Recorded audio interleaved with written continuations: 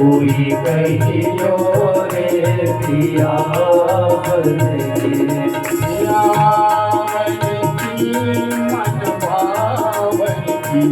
पियावन की मन भावन की, कोई कहियो रे पियावन की, कोई कहियो रे पियावन की। आप न आए लिख नहीं देते, आप न आए लिख नहीं दे, आप न आए लिख नहीं देते, आप न आए लिख नहीं दे। मान पड़ी ललचावन की सैयो, मान पड़ी ललचावन की, कोई कहियो रे पियावन की, कोई कहियो रे पियावन की।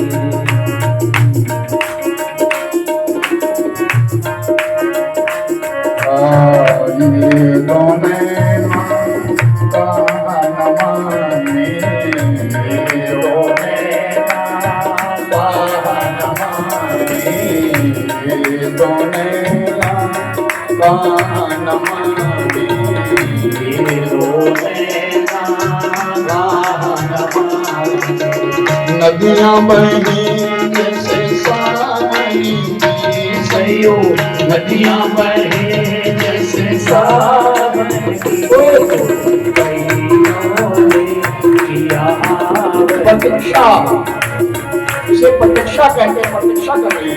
ओ कोई कहियो रे पियावन की, कोई कहियो रे पियावन की, ओ पियावन की मन भावन की, पियावन की मन भावन की, कोई कहियो रे पियावन की, कोई कहियो रे पियावन की।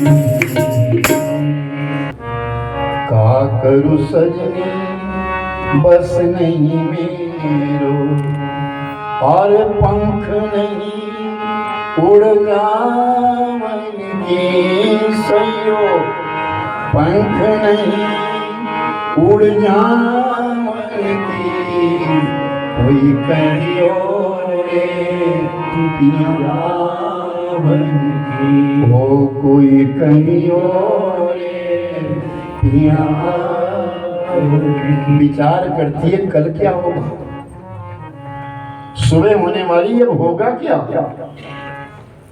अगर पत्ता भी हिलता है तो तुरंत बाहर दिखती है क्या प्रभु आए, ब्राह्मण देवता आए जिन्हें मैंने भेजा है। और इस तरफ ब्राह्मण देवता द्वारिका में जाकर के ठाकुर जी के पास जब उस पत्र को देते हैं, इस पत्र में बड़े सुंदर शब्दों की व्याख्या की गई। परात परब्रह्म नारायण गोलोक धाम निवासी ठाकुर कृष्णचंद्र जी महाराज के श्री चरणों के बीच में विदर्भ देश के राजा कुंडिनपुर के समस्थित राजा भीष्मक की कन्या रुक्मणी का कोटि कोटि प्रणाम। जब से होश संभाला है अपनी मां के मुख से आपकी कीर्ति को श्रवण कर करके तृप्त हुई हूं, और इच्छा लालसा यही रही है कि आप मेरा पानी ग्रहण करें, आप मेरा हाथ पकड़ें।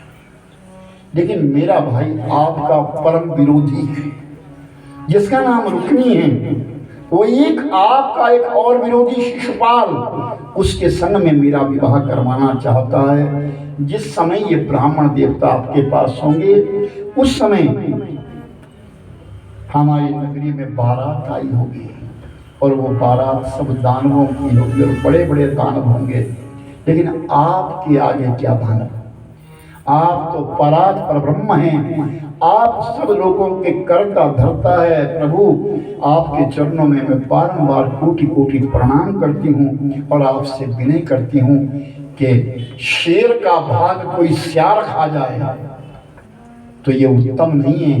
मैं आपका भाग हूँ, सियार के हाथों में मत जाने देना, आप मुझे ले जाना। जो कन्या भाग करके जाती है ना, उसके माता पिता की बड़ी बेइज्जती होती है, लेकिन मैं क्या करूं, मेरा भाई मुझसे अच्छा नहीं कर रहा है, आपके साथ भाग करके जाना चाहती हूं, आप मुझे ले जाइए। ये मत समझना कि मैं दहेज नहीं लेकर के आऊंगी, मैं दहेज लेकर के आऊंगी। जब से मैंने होश संभाला है, मेरी माँ ने मेरे लिए तुलसी मैया की पूजा बताई है। तुलसी मैया की पूजा करने का जो पुण्य मुझे मिला है, वो मैं दहेज के रूप में लेकर के आऊंगी।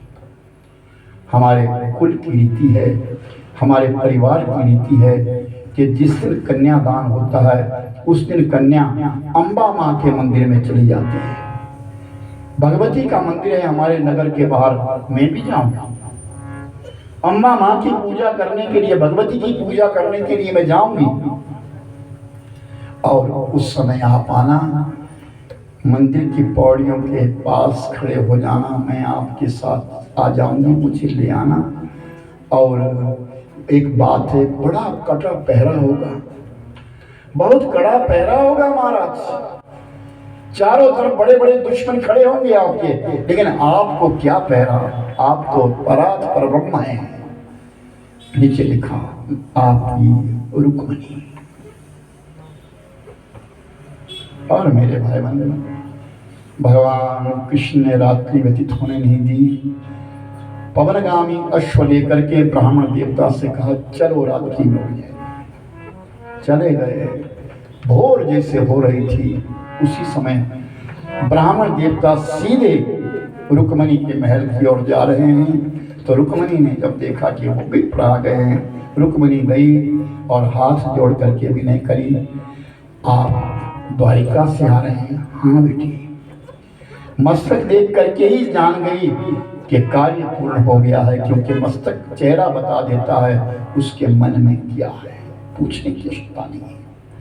तो रुक्मणी ने जैसे नमन किया तो ब्राह्मण देवता ने कहा, बेटी तुम्हारा मनोरथ पूरा होगा, भगवान समय पर तुमको अवश्य मिल जाएंगे। तो रुक्मणी अब विचार करती है, मैं क्या दूं इस ब्राह्मण देवता के लिए, मैं क्या दूं, मेरे पास देने के लिए क्या है, ये जो भगवान को लेकर के आए हैं, मैं इनके लिए क्या दूं, क्या क्या मत। अगर अपने पिता से कहूं कि आप राज्य संपदा दो, तो राज्य संपदा तो इनकी दी हुई। अगर मैं कहूं कि इसके लिए सोना चांदी कुछ भी दूं, तो भगवान का दिया हुआ है, और जो भगवान को लेके आया उसके लिए मैं दूं क्या।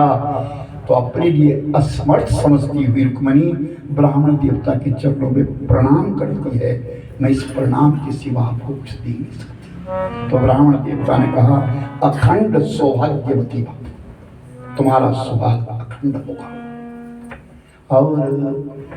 और रुक्मणी ने अपनी सखियों को तैयार किया, सब अपने आप सखियों ने तैयार किया रुक्मणी को, और अम्बा माँ के दर्शन करने के लिए नगर के बाहर निकल गए।